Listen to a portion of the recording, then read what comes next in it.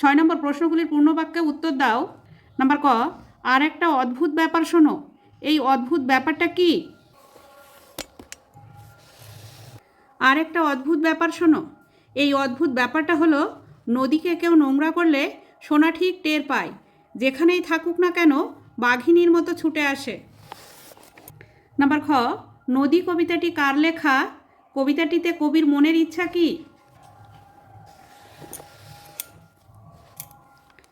নদী কবিতাটি শক্তি চট্টোপাধ্যায়ের লেখা। এই কবিতাটিতে কবির মনের ইচ্ছে, নদী যদি বাঁকা পথে না গিয়ে সোজা পথে যেত তাহলে কবি সারা জীবন নদীর সঙ্গে যেতেন।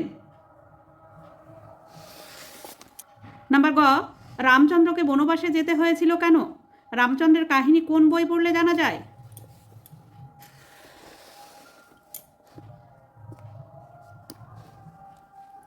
পিতার সত্য পালনের জন্য রামচন্দ্রকে বনে যেতে হয়েছিল। রামচন্দ্রের কাহিনী রামায়ণ বই পড়লে জানা যায়।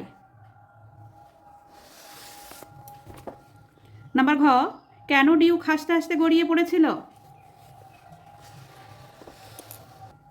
লেখক ও তার সঙ্গী ডিউক টিনে ভরা রসগোল্লা খাওয়ার পর টিনটিকে জলে ছুঁড়ে ফেলে দিলেন এবং সেই সময় 2-1 ফোঁটা রস লেখকের গায়ে পড়ল। গায়ে পিঁপড়ে উঠবে ভেবে লেখক তাড়াতাড়ি করে ধুচ্ছিলেন, তাই দেখে ডিউক হাসতে হাসতে গড়িয়ে পড়েছিল।